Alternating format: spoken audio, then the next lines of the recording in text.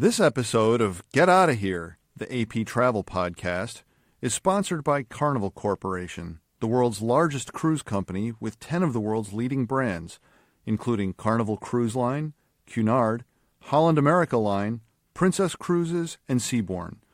To learn about the world's leading cruise lines from Carnival Corporation and great vacation options, contact your travel professional or visit worldsleadingcruiselines.com. It's Get Outta Here. I'm Warren Levinson.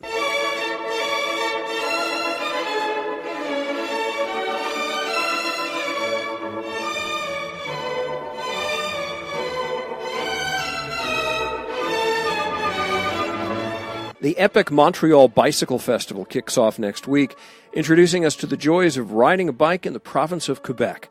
National Geographic named the Canadian province the best place in the world for biking, partly for its breathtaking natural beauty, vistas of mountains you don't have to climb, panoramas of sea and sky, and partly for Vélo Quebec, the public-private institution stitching together quiet routes through quaint European-flavored villages. The Greenway, the Route Vert, encompasses 3,300 miles of trails, and it's about to get nearly 600 more.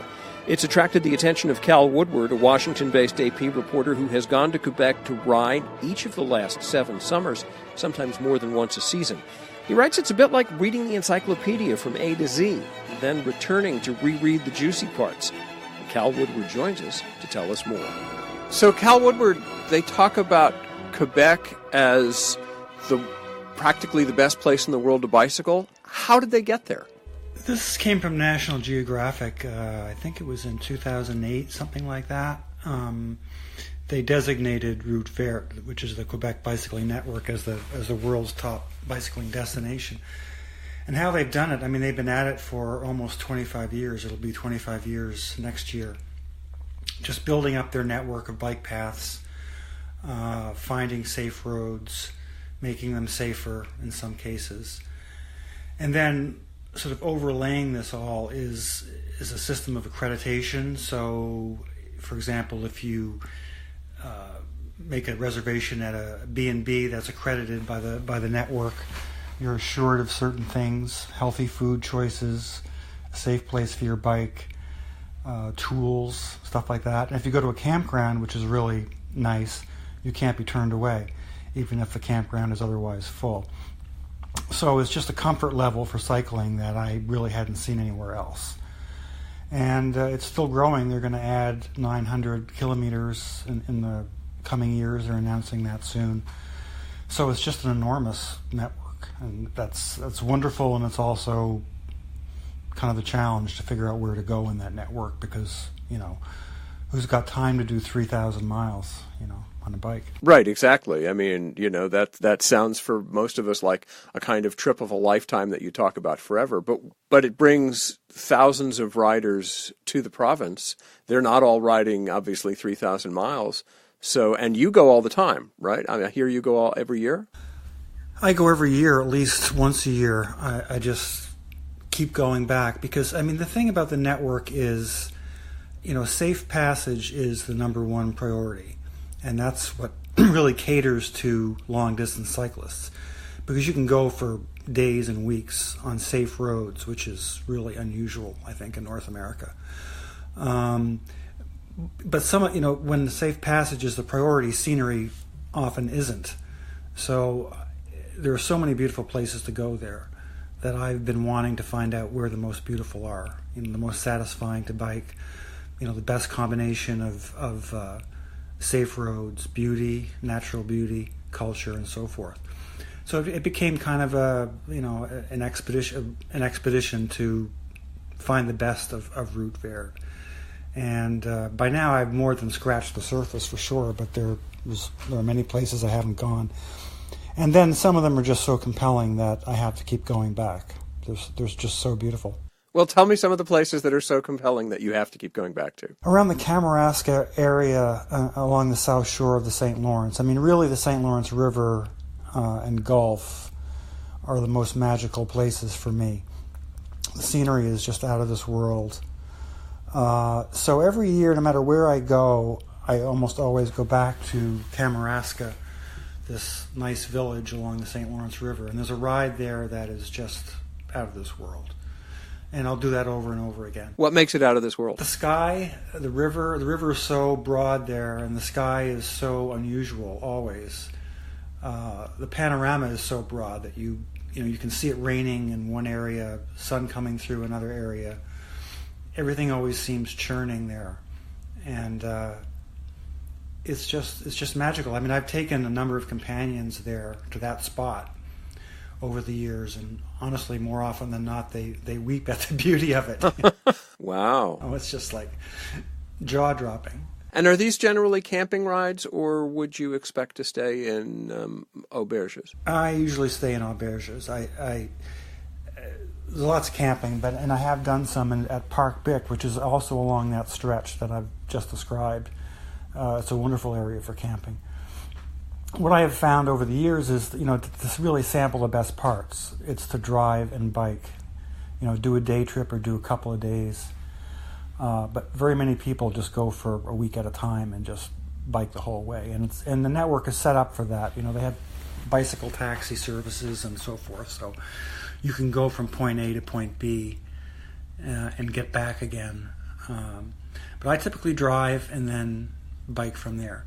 Another place that's quite magical is Lac St, which is several hours north of Quebec City. It's an enormous lake, and it takes 3 or 4 days to go around it. And that is a sort of a self-supported bicycling expedition. You just start somewhere and go around the lake. And that's one of the longer trips I've done. But what I like about it is, back in 2005, I bicycled across the U.S. for 3 months, and I saw a lot of great scenery, but I always found myself anxious about where am I going to stay that night, where am I going to get water. The roads weren't always safe. So you get a peace of mind when you go to Quebec, and you have something laid out so thoughtfully that you know where you're going to stay, you're not going to get to a campground and get denied a spot. So it's very well thought out, and that makes it enticing, I think. And plus, just the French-Canadian culture, I think, lends in kind of an exotic element to it. Because you get outside of the cities, and really people don't speak much English. And that has always been a fun part of the trip for me. Is that not problematic, though? I've only had one problem from the language barrier, and it was around that lake that I mentioned, Lac St. I stopped at a place that I thought was the tourist center, and there was a man standing outside, and I tried to ask him about it, and he just did not speak English, and my French is really bad. It never gets any better either. So I just kind of gave up and walked up the steps and into the building, and walked in, and I'm in this guy's kitchen. And there's a wine bottle on the table. And he just stood there and watched me walk into his kitchen.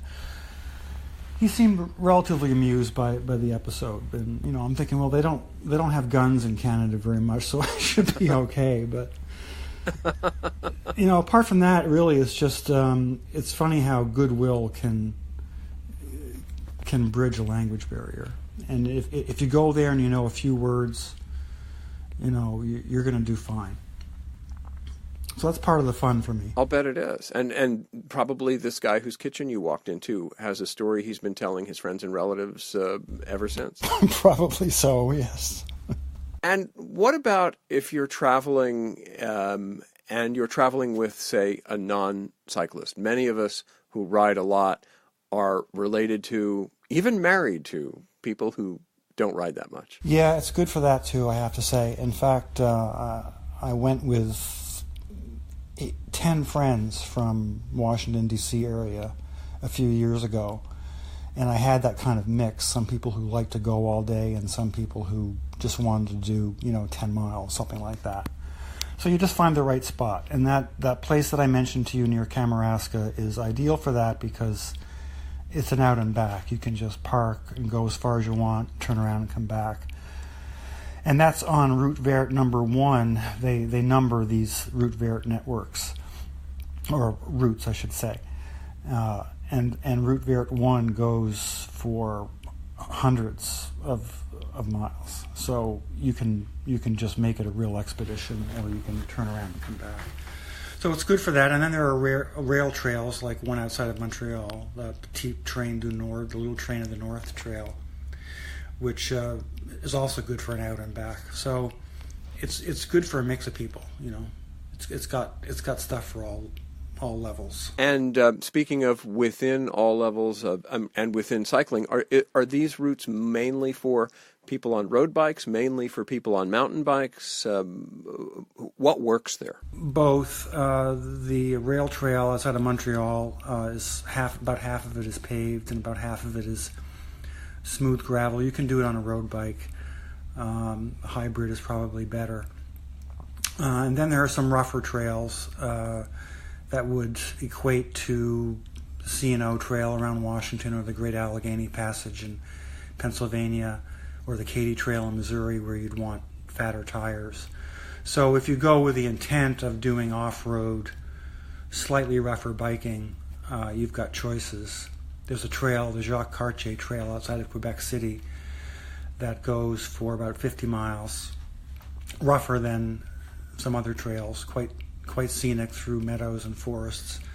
So there's that, and this is not strictly mountain biking that I'm talking about. This is hybrid biking and road biking with somewhat fatter tires than you would normally have. But Route Verte, it's hundreds and hundreds of miles of byways and paved trails and roads with good shoulders that are that feel safe. Now you can actually bicycle on the TransCanada Highway, which I've never done, but I've driven on it and seen cyclists, and I have to say, with traffic whizzing by at 60, 70 miles an hour and 88-degree weather in the summer, I'm not sure I'd want to do that. But have you ever contemplated doing a ride across Canada the way you've done one across the United States? Canada's bigger. I think the U.S. was big enough. They have something called the TransCanada Trail now. I don't think it's as developed as it needs to be to encourage a lot of people to use it. It's some of it's very rough, as I understand it. But yeah, sure, you can do it on the road. I think it's too much for me. I think one cross-continental trip is enough. This is the AP Travel Podcast, Get Outta Here. We're talking to AP correspondent Cal Woodward about the cycling paradise that is Quebec. We'll have more after a break. Download the AP News app for the latest in news, sports, travel, entertainment, and more. Available now for iPhone and iPad. You're listening to Get Outta Here, the AP Travel Podcast. I'm Warren Levinson, talking with AP correspondent Cal Woodward about bicycling in Quebec. Now, Cal, they have to, you say this is the 25th anniversary, or next year's the 25th anniversary of the Route Verte. So tell me something about what kind of decisions were made to actually start developing this thing and to keep it going. The key to the network is Vélo Quebec. It's the Quebec Bicycling Association. And it's quite a powerhouse in Quebec. And it's the steward of the network, and it gets funding from the Quebec government, and I think some from the Canadian government as well. And it's the driving force behind this. It lays out the network. It gives you logistics. It works with municipalities that also contribute funding. So it's just been their mission, and this comes from an outdoor culture in Quebec. The winters there are just brutal, but people get out and ski and skate and so forth. It's a very outdoor-oriented place, and I think that was the impetus for getting this going and just making improvements over the years. I did wonder about that because, as you say, it does get cold up there, so cycling wouldn't seem to be the sort of thing that would be a 12-month occupation.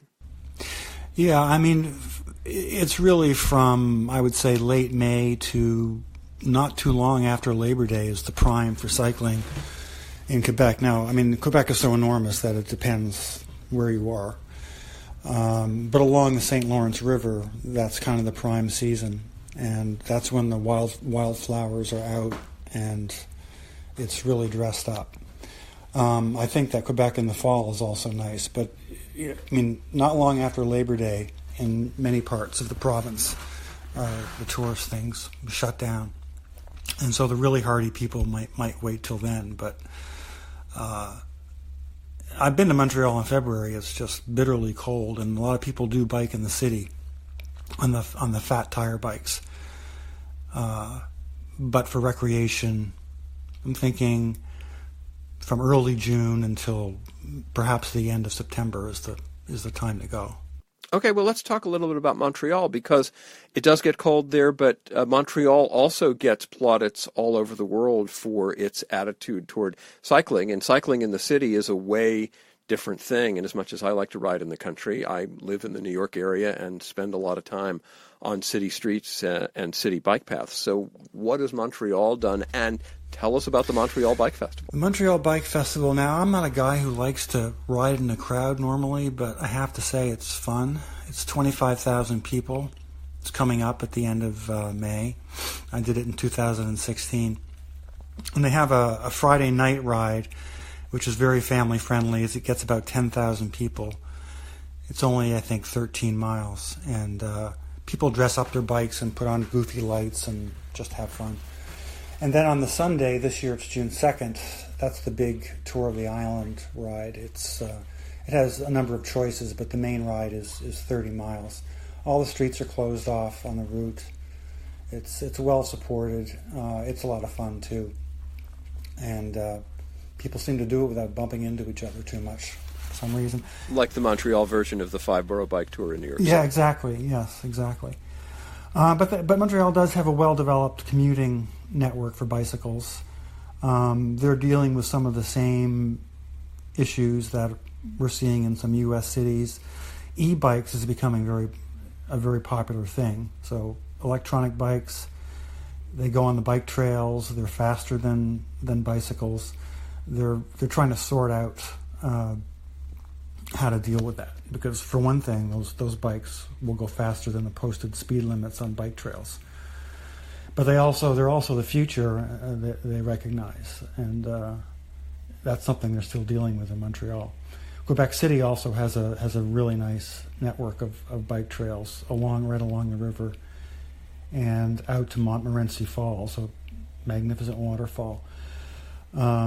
So yeah, biking is just firmly part of the culture. So back to the countryside, you say you've more than scratched the surface, but it sounds like there are still places you're looking forward to going to. What is it that you haven't gotten to yet that you're really eager to get to? The place I haven't biked, and I've been there several times, it's just so beautiful, is the Gaspé Peninsula. We're talking hills, big hills. And I'm meaning to do that, and I haven't gotten around to that yet. But well, we're not getting any younger, so it is time to tackle that. No, we're not getting any younger, no. But the route goes right along the sea. It really is spectacular. It certainly is to drive. And you can do a loop around the Gaspé Peninsula that takes many days. So that's the place I most want to go that I haven't been. And I also have not seen much of Quebec west of Montreal, the Gatineau Hills around Ottawa. I haven't done that yet either. That's great. Cal Woodward's an AP correspondent in Washington and a frequent bicycle rider in Quebec. He spoke with us from his home outside Washington, D.C. Cal, thanks a lot. And now, my favorite trip. So a lot of you guys have asked about my closet. I'm going to give you a closet tour. Don't you just love it when you have to go somewhere for work and it turns out to be fun or fascinating all by itself? That's what happened to Olivia Culpo when the supermodel and 2012 Miss Universe went on a photo shoot for the Sports Illustrated swimsuit issue in a remote part of Australia. I was in South Australia on this tiny little island called Kangaroo Island. There's one school on the entire island for everybody, like K through 12th grade. There's more kangaroos than people. It's all dirt roads. There's like barely electricity in some places. So it was a really interesting experience, and I felt completely isolated, but in the best way. You don't have any service. It was freezing cold because we were actually shooting the winter in Australia, and I was on the beach, and it was unbelievable. I will never forget it. Olivia Culpo is a model, actress, and was Miss Universe in 2012. Alicia Rancilio got us that interview. And that's our show. Get Outta Here is produced under the supervision of Peter Costanzo and Nikessa Moody. I'm Warren Levinson. We'll see you next time.